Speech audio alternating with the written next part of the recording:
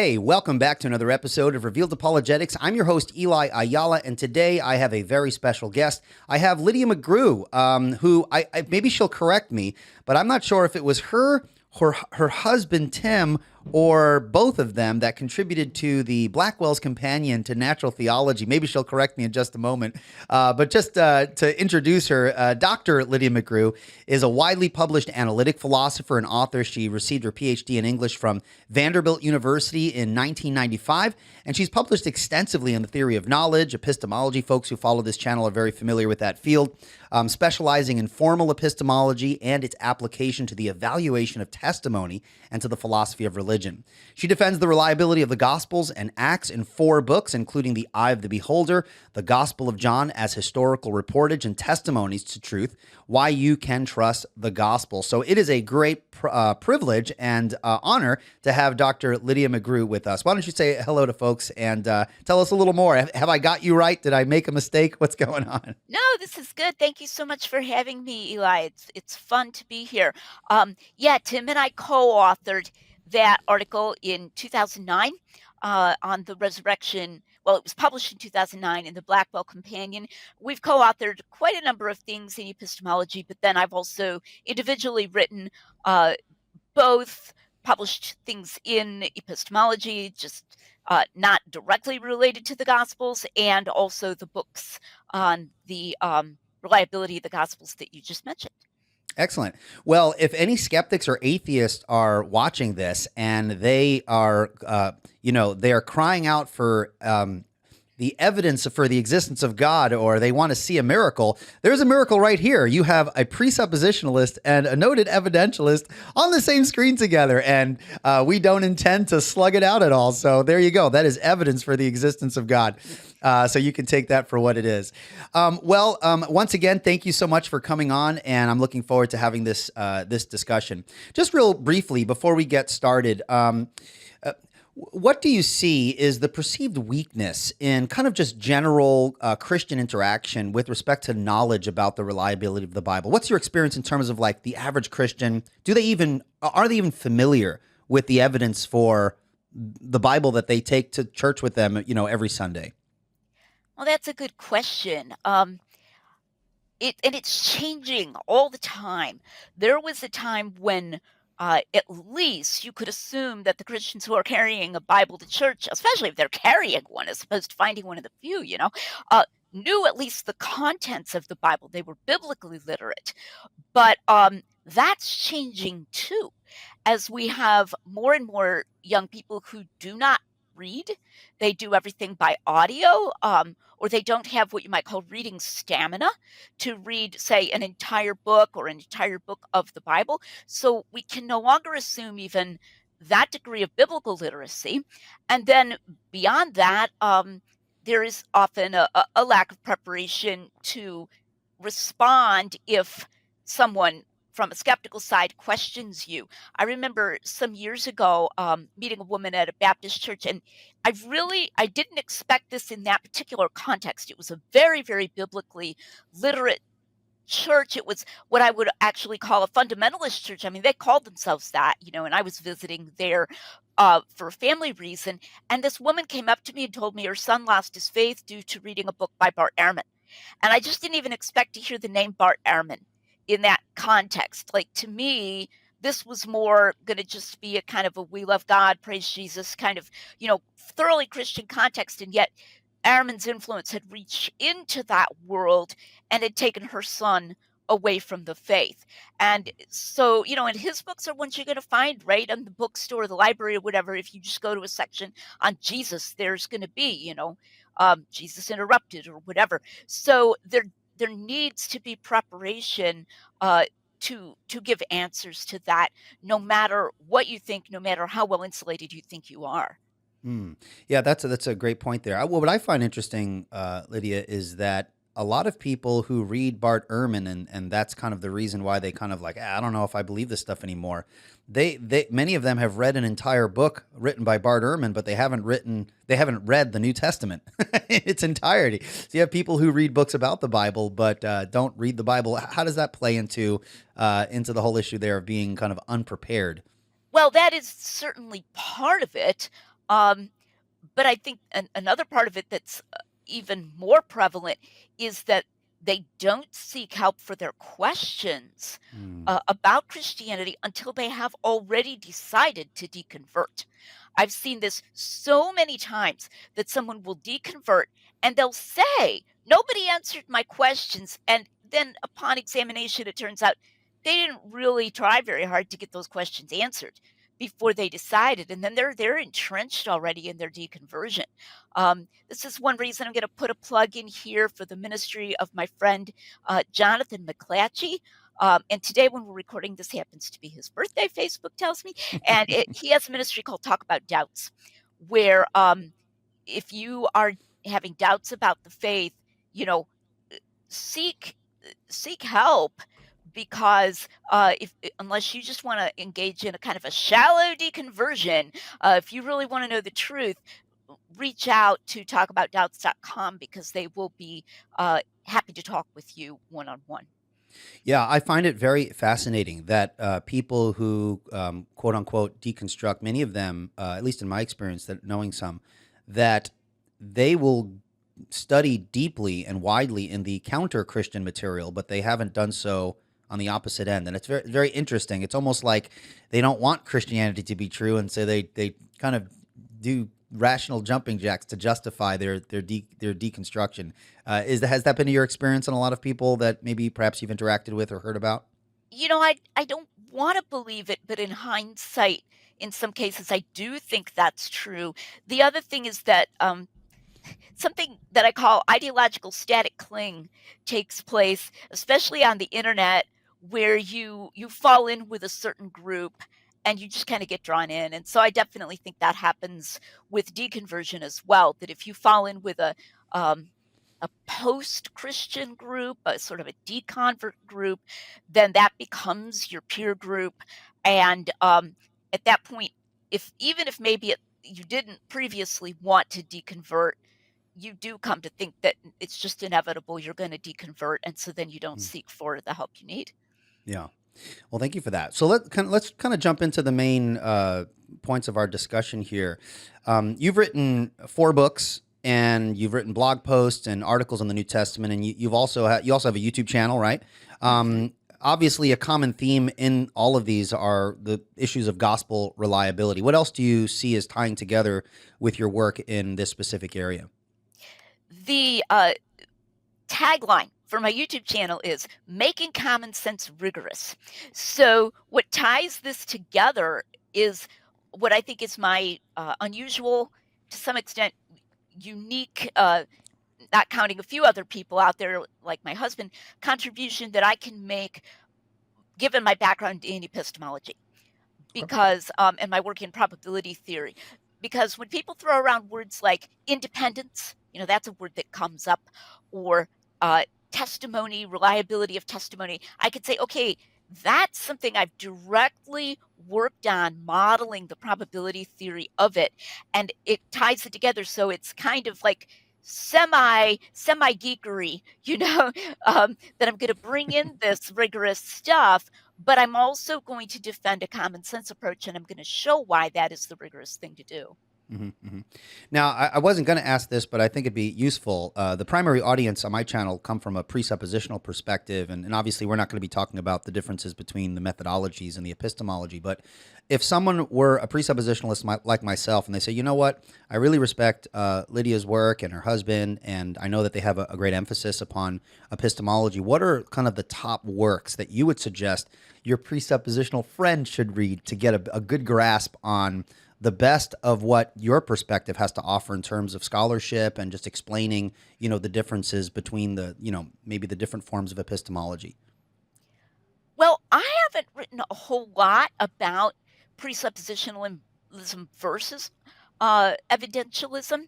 Sure. I think I would encourage you to just dive in to some kind of reader-friendly book. Like, I think Testimonies to the Truth is really reader-friendly, Hmm.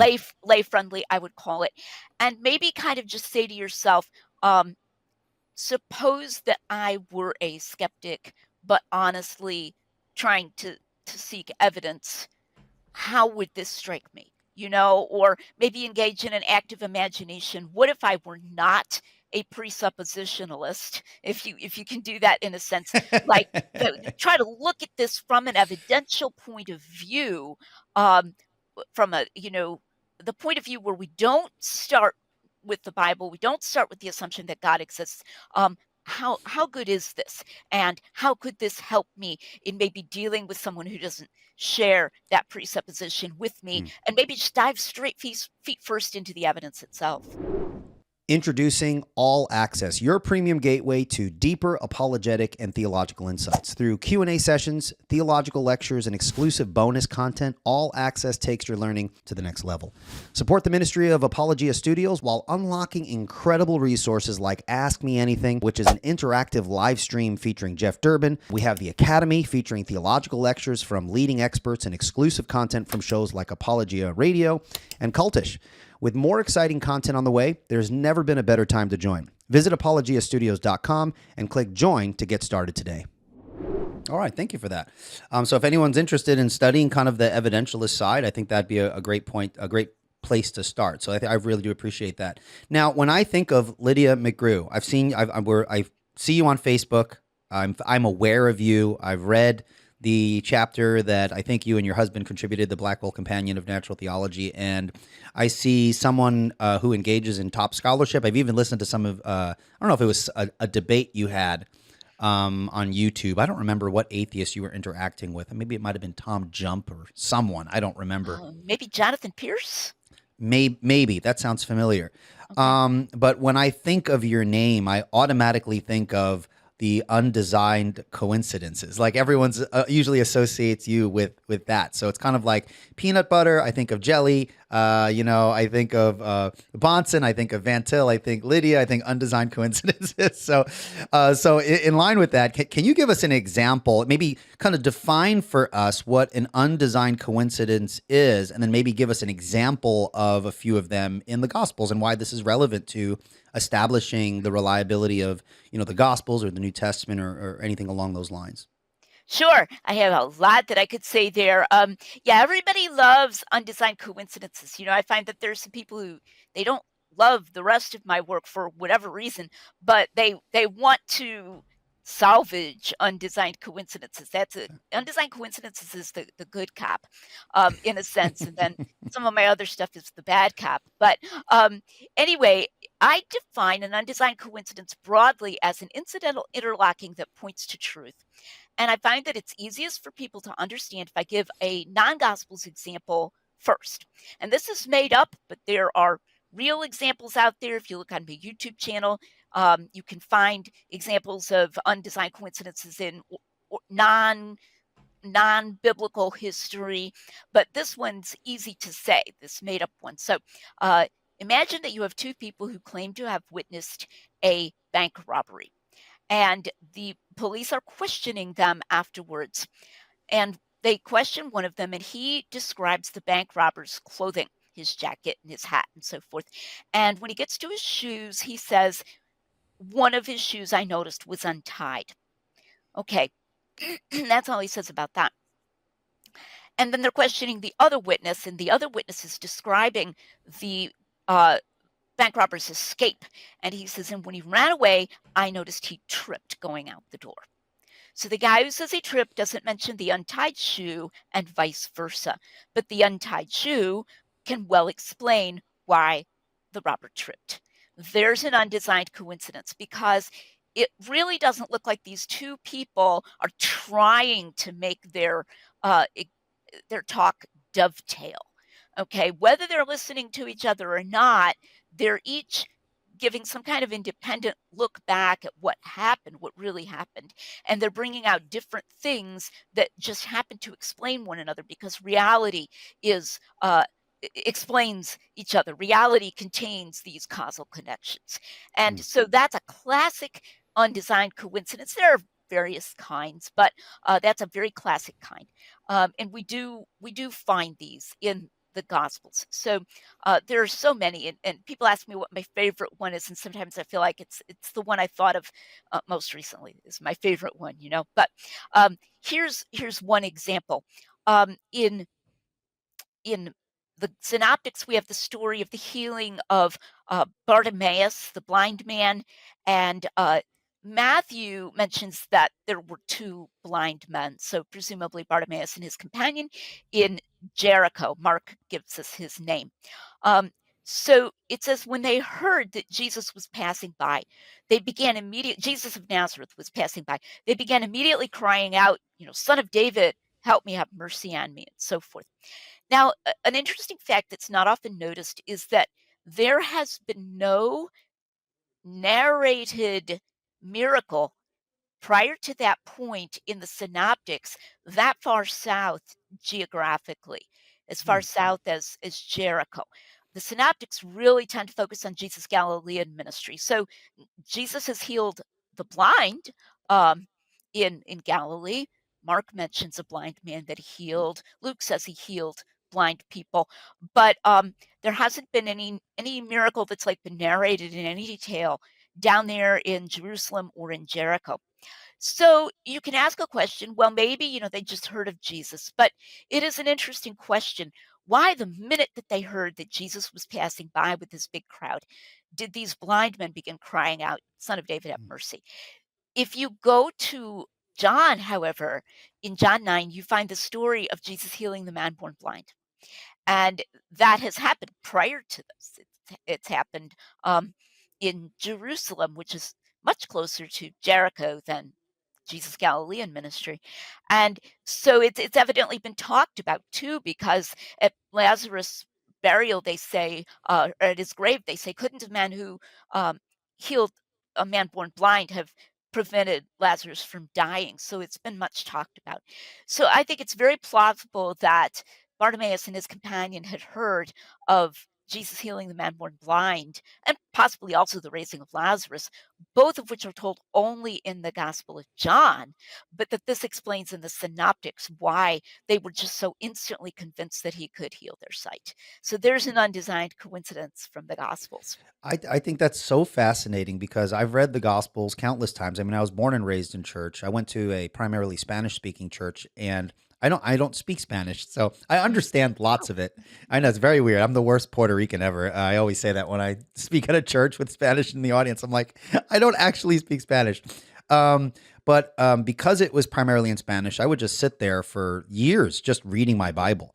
And when you talk about undesigned coincidences and things like that, they're like those little details that you've read the stories hundreds of times, but then you're looking closer and you'd be like, huh, I really didn't realize that little detail. And in this case, it makes a huge difference in terms of establishing it as something that's historically reliable or maybe perhaps written by an eyewitness or something like that. So I think this is terribly fascinating. I did want to ask you, though, when I think of undesigned coincidences, the story that pops in my head is that reference in Mark where the young man in the Garden of Gethsemane runs away naked. What do you make of that passage, which seems to almost just come out of nowhere? Is that an example of an undesigned coincidence, or just kind of this side story that gives indication that this person was there? Or what is your understanding of the naked man running away in the dark in the Garden of Gethsemane? Yeah, I mean, I think I would refer to that as both an unnecessary detail and an unexplained allusion. And we may talk more about unexplained allusions as we go here.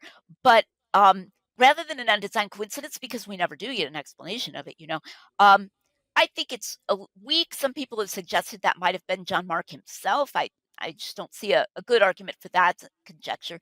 Um, but it would make for bad fiction.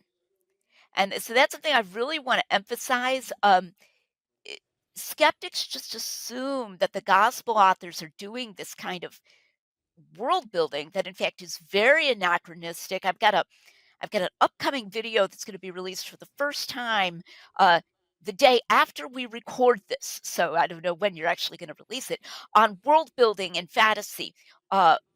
Like modern fantasy and world building. Sure. And there's this terribly anachronistic notion that the gospel authors are doing what someone like Brandon Sanderson or J.R.R. Tolkien is doing, of building this entirely phony world and putting in all of this stuff.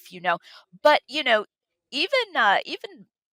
Sanderson, who likes to sort of tease his readers, usually does eventually explain things, or he will tell them, "Oh, I'm going to maybe explain that in something I'm going to publish later," right?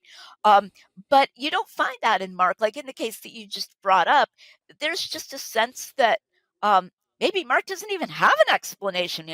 Like he doesn't know who that guy was, even, and so it gives it this texture of witness testimony if we're willing to see that texture. And the thing you said a moment ago about reading the Gospels for so many years and not noticing the undesigned coincidences, me too. I am I am so there with you. I was raised in a very strongly biblical Baptist background, and I was actually a bit of a child prodigy. I don't say that like praise me or whatever, but just that like I easily memorized scripture and so forth, and I had all that. I didn't notice I hardly noticed any of these things until Tim first told me about the argument from undesigned coincidences. That also argues against the fictional view because for the gospel authors to sit down, for John to sit down and say, "Hey, if I record the story about the man born blind, maybe someday somebody's going to read this story over in Mark about Jesus healing Bartimaeus, and then they'll think of this connect." Like that's like way improbable, way too subtle. As witness the fact that we ourselves do not notice these connections often until they are drawn to our attention. Mm. So for John to do it deliberately for that reason it's just absurd, and I think people need to recognize that. Now, what if someone were to say, okay, it's improbable, but it's more probable than the story being true and having the miracles that it records? So, like maybe that's implausible on one level, but what's even more implausible is someone being healed by, a blind person being healed or a dead person being raised. Well, of course, in probability theory, I'm very well aware of the fact that you can always develop an ad hoc hypothesis that is this gigantic conjunction. Um, I was recently on a show where I was illustrating this by talking about a faked moon landing, and to my surprise, all of a sudden in the conversation, the skeptic interlocutor revealed that he actually believes that the moon landing was fake. Now that came as a surprise because I'd been using that as an example, but you can use any example. You can use, Holocaust denial or whatever you want, because you can have this conjunction. I actually have a paper on ad hocness and the probabilistic analysis of it, where you just keep adding bells and whistles to your theory. And so that's what you're going to end up having to do. However, I don't usually, not usually, on a few occasions, I will use an undesigned coincidence when they're just so embedded in the story of a miracle, to argue directly that this is evidence for the miracle. I think the man born blind is maybe one of them. Feeding of the 5,000 has a bunch of undesigned coincidences connected. More often, though, I will use it to establish points that are not particularly miraculous. Um, like, how did Matthew know what Herod was saying to his servants, which isn't a miracle particularly. And then I will argue that the Gospels represent what people close to the facts, people who were really there and really would have known what was happening in front of their eyes, what they claimed. Mm. And then we try to say, well, then what's the best explanation of that? How easy would this have been to fake or fool them or whatever, which in the case of the resurrection, very difficult to fake or for them to be mistaken.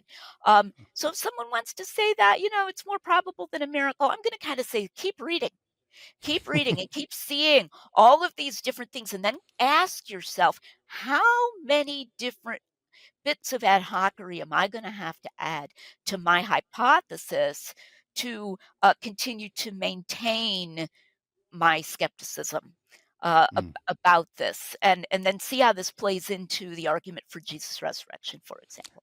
Yeah, that's good. That's good. That was very, very helpful. Now, I want to jump ahead to your third book, but before I do that, I have another question about evidence. I mean, can you define, because I hear this all the time. you Christians have no evidence, or give me the evidence, or give me the credible evidence. And then you think, when you give what you think to be evidence, like that's not evidence, or this is not evidence. And I'm thinking, like, you're using the word, but I'm not sure you know what it means. If you remember what is evidence? Like, can you define it for us, and then maybe kind of respond to the person who keeps repeating, well, that's not evidence. Like, some people say claims aren't evidence, or something like that. I think you kind of get a gist of what I'm asking. So why don't you unpack that for us? Well, again, you can have somebody who's just being really stubborn. The existence of the claim is a thing to be explained. So, in the case of history, I would definitely look at this from an inference to the best explanation perspective. I parse that out in probabilistic terms, but you can do it. You can say it non-probabilistically. So the existence of a claim is something that's going to have some explanation, like something caused that person to make that claim. So I would define evidence vis-a-vis hypotheses. So evidence is relational. It's evidence in relation to this hypothesis or that hypothesis. And uh, from a positive perspective, evidence is anything which raises the probability of a hypothesis. It's evidence, positive evidence, or lowers the probability of a hypothesis. That would be negative evidence. That if you looked at this rationally, if you looked at this reasonably, you would be able to see that it either raises or lowers the probability of a hypothesis. And in that context, sure, we can disagree and will disagree over whether or how much the apostles' claims were evidence, or the fact that we find something written in the Gospels is evidence, but it's got to have some explanation. And so then I would say to the skeptic who says that, look, the fact that the gospel exists is something that we both agree on. The fact that it says this is something we both agree on. Now, let's get into the nitty gritty. Let's go for it. What's the best explanation of this particular claim?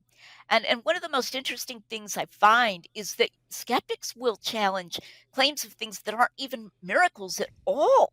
So, for example, for Jesus to say, before Abraham was I am, is not a miracle. Like, it's this man standing there, he's saying something. It's not a miracle. And so there's this kind of tendency to get so skeptical that you're doubting things that go far beyond even doubting miracles. You're even doubting just accounts of someone saying something. And I want to ask at that point, what is that person's skepticism doing to their ability to evaluate historical documents? And I think I would ask them to ask themselves that question as well. Dr. Greg Bahnsen was a renowned Christian apologist, philosopher, and seminary professor, and his life's work is now at your fingertips with Bahnsen U. Bahnsen U aims to bring seminary-level education to every Christian anytime, anywhere, absolutely free. Gain access to over 140 courses covering theology, apologetics, eschatology, and law, featuring sermons, seminary lectures, and more from the legendary Dr. Greg Bahnsen. Now, if you sign up today at apologiastudios.com and join over 13,000 users already benefiting from this incredible resource, you will not regret it. And soon, they're expanding with Bahnsen U Plus and Bahnsen U Live, bringing fresh supplemental learning and real-time engagement. Again, go to apologiastudios.com and start your journey today. Excellent. Thank you so much. That's super helpful. As I think a lot of times when we're in discussions with skeptics, I mean, we're not defining our terms. Like when we use evidence as Christians and they say, well, that's not evidence. I'm like, I think we disagree over what evidence is, or maybe there's a certain level of subjectivity with respect to what someone finds persuasive. And if they're not persuaded by a data point you offer, they'll just discount that. Well, that's just not evidence. So I think defining terms is super important. So I do appreciate that. So let's jump ahead to, I think it's your third book, The Eye of the Beholder on the Gospel of John. Since John has so much different material that isn't included in Matthew, Mark, and Luke, the synoptics, does that mean that John doesn't participate in many of the undesigned coincidences that you mentioned. And just for context here, John is kind of like, for folks who might not know the context of all this, the Gospel of John is kind of like the sore thumb that sticks out when compared to you got Matthew, Mark, Luke, and then John is very unique in a lot of different ways. So, yeah, how does that play into your use of undesigned coincidences as it relates to the Gospel of John? Well, the funny thing is, John has more, if you just count them, undesigned coincidences than any of the synoptics. And this is actually because he's different. It's Mm, pretty cool. The way I say it is the more John tells us, the more we have a chance to verify. Um, so as you noticed in the case that I just gave with Bartimaeus and the man born blind, they're different stories. So you could have undesigned coincidences about the same story, different details, as in the example I gave about the two witnesses to the bank robbery, and we get those in the Gospels. And you can have undesigned coincidences that combine things in different stories. John's unique material often complements the synoptics material by explaining it or being explained by it. And this occurs both within when he reports the same story and when he reports different stories. So, for example, the Pilate says in Luke, I find no fault in him. And this is after they've accused Jesus of teaching. They lie. They accuse Jesus of teaching not to give tribute to Caesar, which is a lie. It's not what Jesus actually said about that question, but it's serious from Pilate's perspective because he's the Roman procurator. So he goes back and asks Jesus, "Are you the king of the Jews?" Because he's trying to figure out if he's trying to start a rebellion against Rome. And Jesus says, "Su leges, you've said it," which could mean yep, just as it would in English. You said it. Or it could just be kind of cheeky, like, well, you said it, I'm not saying it, you said it. But either way, he doesn't deny it. And Pilate then goes back out and says, I find no fault in him. It's really weird. Like, why would Pilate say that? And John, when he tells about Pilate and Jesus conversing, Jesus answers by saying, more than what he says in Luke. My kingdom is not of this world, mm. and so forth. And so then Pilate concludes basically that he's kind of like a harmless religious crank, and that they've just got it in for him, and they're trying to get him crucified. Mm. So that uniqueness on John's part actually enables him to participate in even more undesigned coincidences. Yeah, that's super fascinating. Now, I had a question with respect to that situation with Jesus and Pilate. Some people often will say, that's an interesting interaction where Pontius is questioning Jesus, but if a criminal was being brought before, the procurator, um, who would be there as an eyewitness to convey this to the gospel writers? It's not as though like John, Matthew, Mark, and Luke were hanging out while Pilate was interrogating Jesus. How would you explain, how the knowledge of the details of that discussion got into the hands, so to speak, of the gospel writers? Yeah, people do raise that, and interestingly, this is one of those cases where you'll find skeptics and others describing the evidence in the Gospels in a way that the Gospels themselves don't describe. Like they're putting a layer of interpretation down on it. So they'll say, well, it was this completely private conversation. Pilate went back and had a completely private conversation with Jesus. And the Gospels don't actually say that. They don't say there was no one else present. They don't mention anyone else who was present, but there's a difference between they don't mention anybody else present and them saying that there was nobody else present. Those are not the same thing. Um, Presumably, there would have been guards. Um, we have reason to believe that the centurion said something like, "Surely this was the Son of God." Um, Surely this was a righteous man, it's recorded. I think he probably said both. But anyway, so you could have that. Um, and we don't actually know um, who would have been permitted to be present. I believe that the details we have of Jesus' trials before the Sanhedrin indicate that probably some of someone was allowed to be present. I would say plausibly the beloved disciple. Beloved disciple is there uh, before he's there, letting Peter in at the high priest's palace, and then he's there later at the foot of the cross. For all we know, as long as someone looked harmless enough, Pilate may have permitted someone else to be present or to stay near his friend. Or it could have been a guard or someone else who later converted. Various possibilities. The fact is, though, we have the undesigned coincidences, and there are others besides the one I just mentioned, and other details that relate to the dialogue with Pilate. That's evidence that someone was there. Indeed, it's evidence that two someones were there who gave partial descriptions of what happened, which in a casual way, which then dovetailed in the way that our gospel accounts do. Mm. Now, the centurion at the foot of the cross who said, "Surely this is the Son of God." Do you think, or does anyone think that that might be the same centurion that Jesus healed his servant earlier on in his ministry, or is that kind of just way out there? I have no idea. That guy was in Capernaum, Okay. which was an important. It was an important city. There were a lot of centurions wandering around the landscape there, so it might or might not have been. Okay, cool. All right. Well, a big theme of your second book, The Mirror or the Mask, is what you use kind of what's called a fictionalizing literary devices. I think that's an interesting concept there. Can you explain what you mean by that phrase and how it relates to the theme of gospel reliability? Well, so I use that phrase, yeah, and some people have really objected to that phrase, and so then I switched to fact-changing literary devices because it's something I'm criticizing. It's something I'm really saying is not in the Gospels. It's not there. And then the people who, unfortunately, they're Christians who are saying that these things that I define are there, then they keep wanting me to use different terminology. I actually saw someone who told me, in order to be charitable, you need to use a phrase like narrative adjustment. I'm like, what's that?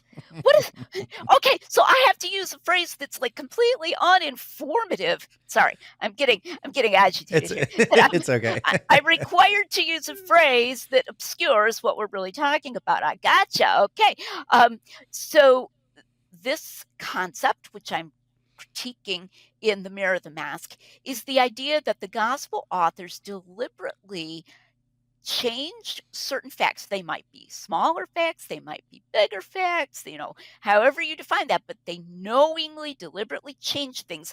An example I often use that people know what I'm talking about right away would be the claim that John changed by several years when Jesus cleansed the temple. The claim that he did it only once, but that John is changing it on purpose and making, like we might say of a work of fiction, making this happen here, or a work of partial fiction like a docudrama or something, making it happen at a different time.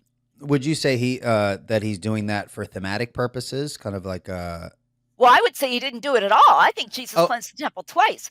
Remember, this is something I'm critiquing. So I see. Okay, yeah, yeah. I'm Okay, that makes sense. Yep. defining it in order to critique it.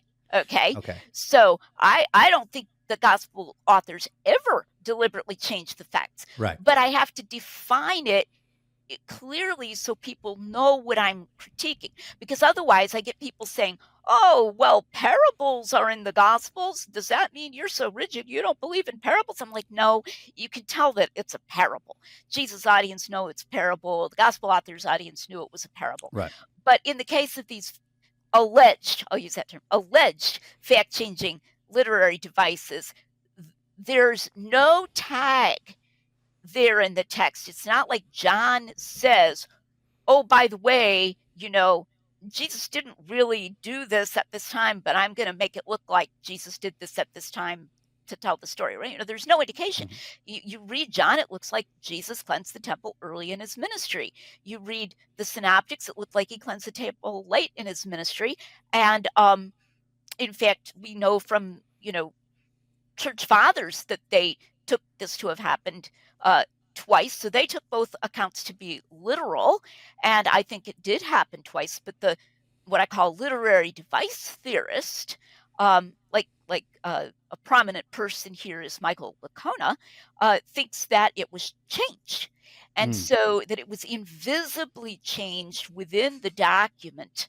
Um, to make a better story or for whatever reason. So that's how I define it. And then I argue that's wrong, that they never actually did that. Mm. And that indeed, if they had done it, it would have really confused people because I think their audiences did take them to be speaking literally when they wrote these things. So you're saying, so are you saying Michael Licona believed that they did? Oh Is yeah, that okay? I And document that extensively in The Mirror of the Mask. So does Craig Evans, mhm, um, especially with respect to the Gospel of John and several other people whom I quote in their evangelical scholars who have unfortunately accepted that, and I document that extensively with quotes and so forth, and then I argue that they're incorrect. now what is the basis upon which they say, well, like this is they're just putting this together. It's not really plausible that Jesus did this twice. Like, is it just the implausibility of those events happening more than once? Like, what's the basis upon which they suggest that these are kind of just fictionalizing, creating a fictional point for thematical purpose or something? Well, there are a variety of things. In the case of the two temple cleansings, for sure. I mean, that's what Craig Keener also believes, that John moved the temple cleansing, and even though they hate the word fictionalizing, so I'm like, okay, use the word fact changing, fine, but um, it, the implausibility of it happening twice, which I think is not true. I don't think it's at all implausible. Right. As I often say, I've stood in front of the same abortion clinic carrying the same sign on more than one occasion. So Jesus could cleanse the same temple, on more than one occasion. So, but anyway, um, but there are a variety of reasons. Sometimes it's the alleged implausibility of something happening more than once. Sometimes it's what I call the discrepancy hunting method, that Okay. they'll go and they'll find things and they'll say, "Boy, I think this is a contradiction." So therefore one of them must have changed it. And oddly, he'll say then there's no more contradiction, but that's not quite accurate, because that actually means he's accepting the contradiction. Mm, Um, but he's just saying it's there because one of them changed it. Um, Sometimes the claim is that they found this in non-biblical literature, and that they found that it was accepted as at the time. I argue that that's not true either, that they're not even rightly interpreting the non-biblical literature. That's why The Mirror of the Mask is such a long book, because I really do a deep dive into sure. into all of this. Um, and sometimes it's what I call an utterly unforced error. It's just like, why not? Just kind of the weirdness of it. So, for example, when Jesus breathes on his disciples and says, "Receive the Holy Spirit," this idea, he didn't really do that. John made that up to i- be instead of Pentecost, which is just so weird because it doesn't look at all like Pentecost, but because of the reference to the Holy Spirit. And it's an unforced error. There's no contradiction between John and anything else. There doesn't even appear to be, but it's just, oh, it's this odd little passage. Why would Jesus do that? I don't know. Let's say John crafted that, Mm, so they're all different reasons for doing it. But in the main, I would say it creates this feeling of relief in the practitioners, that when someone like Bart Ehrman challenges something, they feel like they're doing this little jujitsu move, right? Where you're kind of conceding it to Bart, and then you're going to throw him off balance. Well, I've seen this done in debates with Bart, and it does not throw him off balance at all. He just takes the W, as they say. He just like takes the concession and then keeps pushing. So it doesn't work in debates if that's your criterion. But I think it really makes people feel like they're sort of taking away an issue from the skeptic by making these concessions. that's interesting. Now, what I find interesting is that in a lot of scholarship in interpreting the Gospels and the New Testament, they will often appeal to the way things were done in the ancient context. Like in other writings, this was done, and so perhaps this is being done in the New Testament. Now, I remember the issue where the Bible was the only source that mentioned the Hittites until they discovered, Hittite artifacts. And so the Bible seemed to confirm what the majority of the scholarship at the time thought to be incorrect. How does that work in terms of whether folks use the Bible to be the standard by which to measure the culture? Or does that make sense? In other words, we Sure. will say they did this outside the Bible, so maybe that's how we should interpret this. Do they ever do it in the opposite direction? Well, maybe the Bible's unique in this area, and it's not subject to an external standard necessarily. I mean, Yeah. the Bible might be doing something very unique that the outside culture might not address, or we can't just assume because the Bible exists in a particular culture that they were just following all the rules that were typically used in that culture. Does that make sense? Sure. So I would disentangle two different two different threads in what you just said. One of them has to do with something being stated in an apparently historical work in the Bible, and then outside scholars saying no, that's not true or whatever. And I would then distinguish that from the question of if something was done at the time that the gospel authors were writing, would they themselves necessarily have done that? So as to the first, I think, we can evaluate the gospels as history. And yet when we do so, we need to be super careful about the argument from silence. Sure. My husband has a non-religious paper on how bad the argument from silence is in history. It's just terrible. And because so much has not survived to come down to us as a record, so the skeptic will end up saying everything, like the Hittites or whatever. We have to have two accounts of everything. Everything has to be coming down to us twice. And it's like, why would you think a thing like that? Everything does not have to be stated twice. Well, ladies and gentlemen, once again, if you're kind of just diving in the middle here, I am interviewing Lydia McGrew, and we are talking about gospel reliability, issues of evidence, and things like this. And so I think that this discussion so far has been very, very valuable, and hopefully will interest folks in kind of looking a little deeper. As I made mention before, growing up in a Christian context, reading the Bible, it is an amazing thing to see that when you look at a story that you've read over and over again, but you kind of stop and notice some of these minor details that really have some great apologetic import. So I suppose my advice for people, if you're kind of like just diving into these issues, when you read your Bible, try to do so while, in other words, don't be afraid to read your Bible and stop and smell the roses. Sometimes when we walk through a text slowly, we begin to realize that there are things in the text that we didn't realize before. And as I said before, they can have great apologetic value. They can have great practical import. And so this entire discussion, I think, is going to inspire me to read through the scriptures much more carefully and slowly, so as to hopefully recognize some of the nuances and details that really make the narratives come to life in a way that perhaps they haven't in the past. So when you read your Bible, don't be afraid to stop and smell the roses. Take your time, walk through carefully, and really just appreciate the nuance and the details in the narrative. All right. Well, let's jump right back in. What were you saying, if you remember? Right. So I said there's two different strands. One is the skeptical use of the argument from silence, that if something's mentioned in the Gospels or the Bible, but we don't find it somewhere else, then the Bible must be wrong. Don't do that. That's bad history, even from a secular perspective.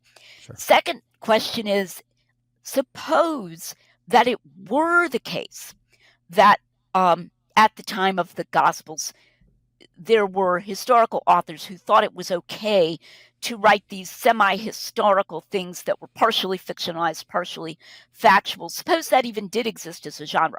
I say it didn't even exist as a genre, but suppose it did. Should we assume the gospel authors adopted that genre or would have felt free to adopt that genre? After all, and again, I'm making this argument as an evidentialist, not even as a presuppositionalist. I'm not even saying it's the Bible, so they wouldn't do that because it's the Bible. I'm saying just think about them as people. Just think about them as writing accounts of what they think of as the most important thing to have happened in hundreds of years, right? And it's very important to them. And even in our own day and age, yes, we have docudramas. Yes, we have movies based on true events, but there are still people who want to make documentaries. Not everybody wants to make a docudrama. Some people want to make a documentary.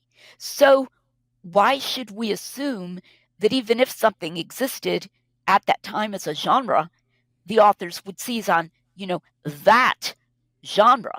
We shouldn't assume that there was no such thing as accurate history. As Colin Hemer, a scholar, the late Colin Hemer, says, rigorous standards of history existed at the time that Luke was writing, and he should be evaluated according to them. It's a great way of putting it, that there's absolutely nothing anachronistic about saying, did this truly happen or didn't it? Did Jesus cleanse the temple early in his ministry or didn't it? So I would say that's another place at which this fact-changing literary device view fails, is with the assumption that if something existed at the time, that was a genre the gospel authors would have wanted to write in if it was partially non-factual, when they're so earnestly presenting themselves as writing factually. I think we need to do them the courtesy of taking them seriously in that. Now, with respect to arguments from silence, do you think, or even like your husband, think that they're always bad arguments? It seems to me, for example, the belief that the New Testament was very likely written before the destruction of Jerusalem, for example, and that there's not just one piece of evidence that might be the case. I know that's a debatable issue, but some people claim that the fact that the destruction of the temple is not mentioned anywhere, especially in light of the fact that you have Matthew 24, Luke 21, and Mark 13, Jesus predicting it, would have actually established the truth of Jesus as a prophet, I suppose. When they said that the destruction wasn't mentioned. And so that's a strong indicator that it most likely is the case that the temple wasn't destroyed yet. And therefore, you kind of have this kind of earlier dating of the completion of the New Testament. Do you think that's a good argument, a bad argument? What are your thoughts on that? I think it has force, but I think it's weaker force than what most people take it to be. Okay. I especially think it's weak for the book of Acts. I think a stronger argument, which is also in a sense an argument from silence, is that Acts doesn't tell what happened with Paul's trial when eventually he appeared before Caesar, because Acts has been this big buildup. I appeal to Caesar, and now blow-by-blow description of the ship voyage when they're going to appeal to Caesar, and now Paul is in this house for 2 years waiting to appeal to Caesar, and then there's no story of, the appeal before Caesar. I think that's a pretty good argument that in the end, Luke wasn't sure when his trial was going to come to pass, and so he just went ahead and mailed the book as he had it to Theophilus. And that's more than just an argument from silence, because it's also building in the other things, the way Luke is doing things, and then just kind of the abruptness of the cutoff there. I have a video out there. Your viewers are welcome to look it up, called Arguments from Silence, the Good, the Bad, and the Ugly.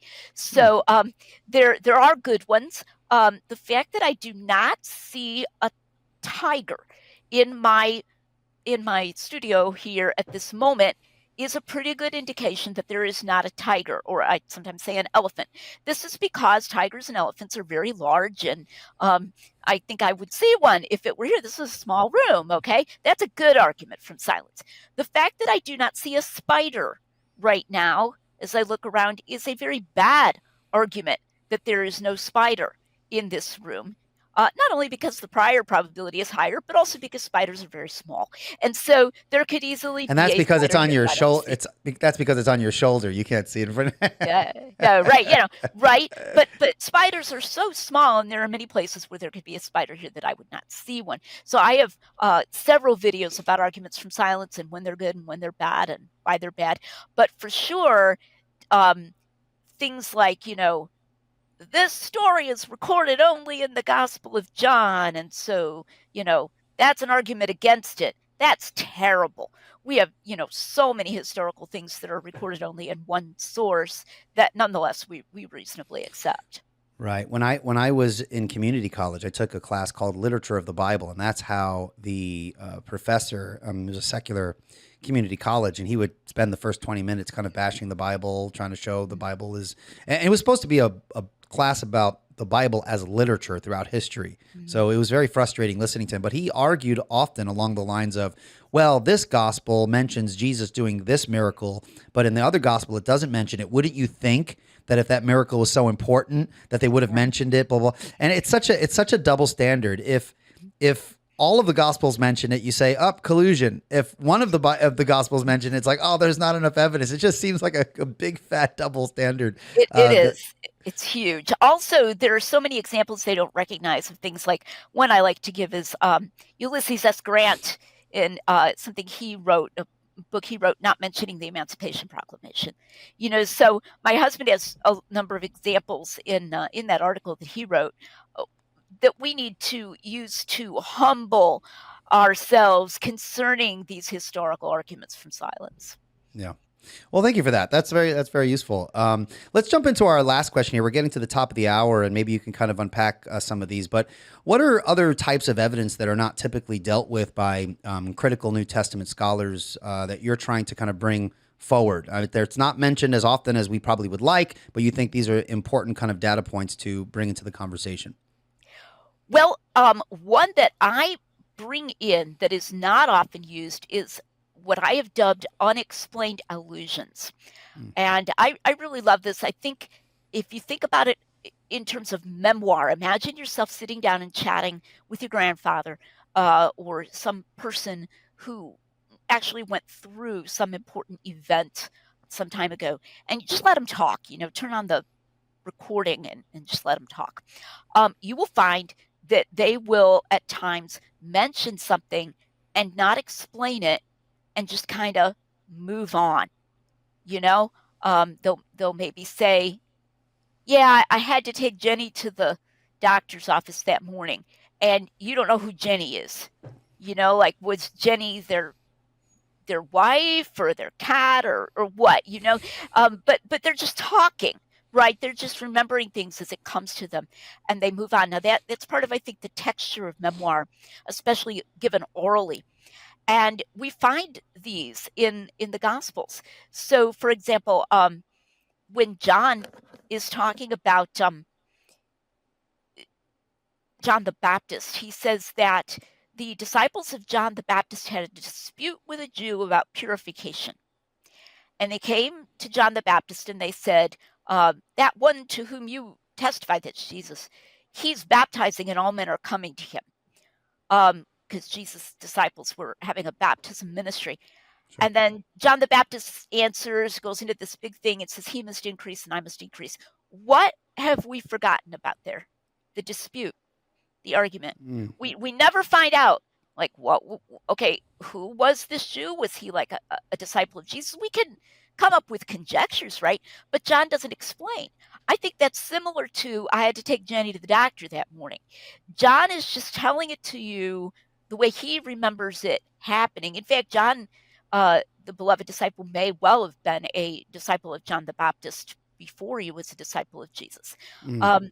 And so he just remembers that this is what kicked off that wonderful thing that John the Baptist said, he must increase and I must decrease.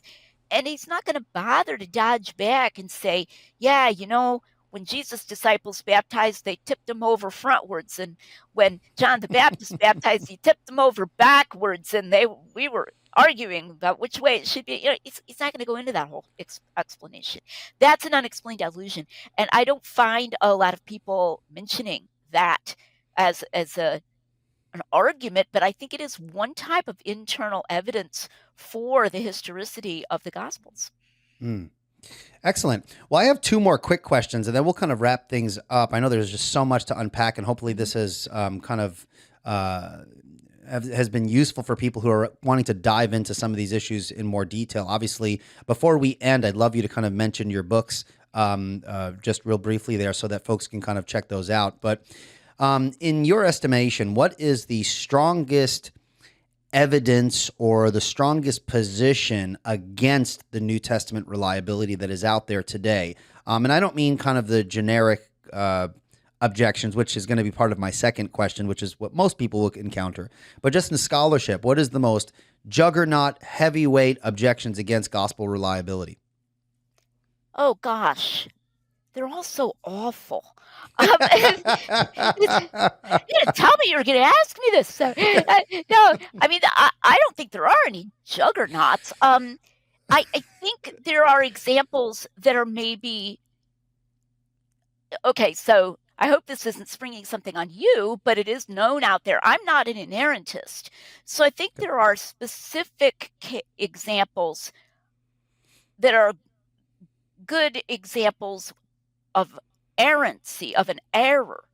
But in the Gospels, I think that those are such that they're so common to the way even reliable witnesses do things and they sometimes make a good faith mistake, that they don't undermine very high gospel reliability. And I hope this isn't going to make any of your viewers just like stop listening that she said she's not an No, no. inerrantist. I want you to be as open. And I do believe in biblical inerrancy, Of and I do course, think yeah. I think it's a vitally important issue. But that's not the point of this discussion. Right, right. If that's part of your response here, I'd like you to be as open, so Okay, that my listeners can take that for what right, it is and be like, how do they navigate that? That's something that they can do in their own right. research and so Uh, forth. Let me also add, though, that my evidence, my positive evidence for gospel reliability is fully available to a traditional inerrantist. It's Hmm. not like it's sort of, tainted or something. You can't use it without Sure. accepting errancy. But so I think there are specific instances where I think there might be an error in the gospels. I think probably this is just one example. Uh, Matthew was not present with the healing of the centurion's servant, and he misunderstood something that he heard, and he genuinely thought the centurion came in person when the centurion didn't actually come in person. So there's an error, but that's hardly a juggernaut against gospel reliability, because I also think that Matthew is highly reliable. Someone can be highly reliable without having that what we might call maximal degree of high reliability, namely that they don't make any errors. Okay, Sure. um, so I don't see anything from the scholarly side against high gospel reliability that is more effective than sociological, okay? That is objectively effective, to say that they are just not really historically reliable. And the same for Acts as well. I would throw Acts in there too. Okay. Acts is incredibly reliable. Um, and yet there are many that are powerful sociologically, and they're so powerful sociologically that they're causing people to make unnecessary concessions to them, such as the claim of fiction, fact-changing literary devices that we discussed earlier in the hour. Hmm. Now, I am interested. What's that? Because as a proponent of biblical inerrancy, I love Mhm. to research stuff like that. Can you give me the reference there, so that maybe that's something folks are like, this discussion has been really great, but I strongly disagree with Lydia here. I want to look into that. What was that reference that you mentioned that you said that might be an example of a mistake or a contradiction there? It's in Matthew. I don't have the reference Okay. memorized. Someone can look it up. I have a YouTube video called "Why I'm Not an Inerrantist." I have another one called "That Pesky Centurion," um, and what I want to challenge here, though, everybody listening, whether you be an inerrantist or not, is don't allow that example or any example to be what I might call a gateway drug to concluding that the author is deliberately changing something, because that is a much different matter and it has a much different effect upon upon reliability. And I have videos on this too. I'm just going to throw in a thought experiment here. If you were listening to if you were on a jury and you were listening to someone testify, a witness, and he gets challenged on whether something happened on Wednesday or Saturday, now imagine two different scenarios. First scenario, he says, "Oh man, you're right. We went to the same restaurant on Wednesday and Saturday, and that's how I got confused. I'm sorry. Yes, you're right. It was the other day." Second scenario, the witness says, "Oh yeah, I knew it happened on the other day. I changed it on purpose to make a better story." You, as the juror, which of those two witnesses do you trust more going Right. forward? Clearly the first, okay? So I think we can draw a line there, and I don't mean for some a priori theological reason. I mean historical reasons to argue that the gospel authors never did the equivalent of the second. And I think that's true of the centurion as well. And, beware of redefinitions of inerrancy. My own position is far closer to that of the traditional inerrantist than that of a person who redefines inerrancy.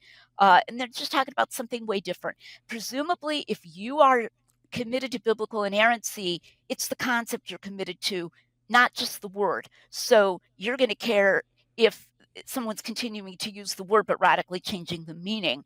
And so you want to be careful not to be drawn into that without understanding what's going on. Yeah, thank you for that. My last question is kind of just like a practical. I mean, for the most part, many objections against the reliability of the Bible in general, the New Testament specifically, are not going to be of kind of the scholarly, sophisticated type for the average person. So, kind of just real briefly, if you can show, like, if someone was in a conversation, it's like, I don't really have any good reason to believe that the Bible is reliable. It's been changed so many times. Oh my gosh, right? It's been changed so many times. It's been lost in translation. But what is a compact? Here's something to put in your back pocket that you can give to a Christian that confronts a family member or a friend who brings up issues like this. How should they navigate that conversation? And maybe give us a brief response to some of those points. If I faced a person like that, I would want to say something compact, and then I would want to take, if they were interested in doing so, a lot more time to talk to them. And I would encourage, I know this sounds like buy my book, but I would encourage someone to get hold of testimonies to the truth, because it hits so many different categories of evidence. And I would encourage you to find a category there, be it undesigned coincidences or unexplained allusions or external incidental confirmations. Some of those are just wonderful. Little external confirmations, like when Jesus talks about the rivers of living water in John 7, and it's supposedly taking place at the Feast of the Tabernacles. And then we can read in the Talmud about how they took living water at the Feast of the Tabernacles, and they poured it over the altar in the temple. And John doesn't mention that, but what Jesus says there is clearly referring to that actual custom of the time. All of these little geographical things. John says they went down to Capernaum, and they've been in Cana before, and you actually do go downhill from Cana to Capernaum. It's just naturally coming up in the story. Pick a category and a few things that you yourself were struck by when you heard about them. Have those in your back pocket, and then say to your interlocutor, it's really interesting you should say that.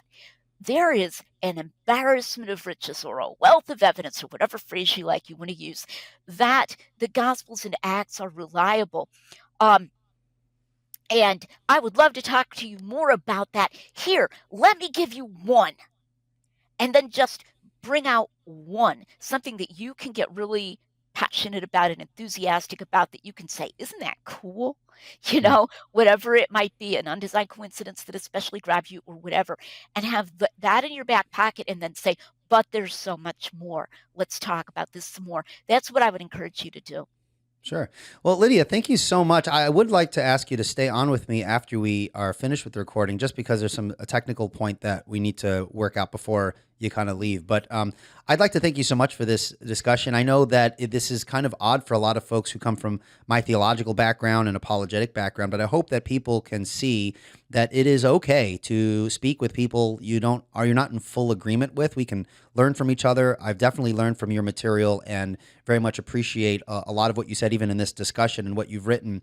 And I really want to encourage people to be more critically minded. I mean, it's easy to Reformed theology and presup, where they get a lot of that kind of stuff here, and you kind of just passively take in the information. Like, be critical, right? Not everything that I say is 100% accurate. Not everything that anyone says is necessarily perfect. We want to be able to think critically minded, and that's true whether we're talking to unbelievers or other believers that we disagree with. So I really want to encourage people to kind of just be more critically minded when thinking about these issues and evaluating positions and so forth. So I really enjoyed this discussion. Here's the thing. So, and this doesn't have to be cut out of the conversation through the editing process. I want people to hear this. When I interview folks for the first time, it sometimes can be challenging because you don't really know a person's personality. Sometimes folks don't really communicate clearly, or they're a little awkward in the way that they express. It's just so easy to listen to you and the way that you explain, your positions and your responses, that I think it's just beneficial for me as a interviewer, and I think it's going to be very useful for folks who are listening in. So thank you so much for your time. I greatly appreciate it.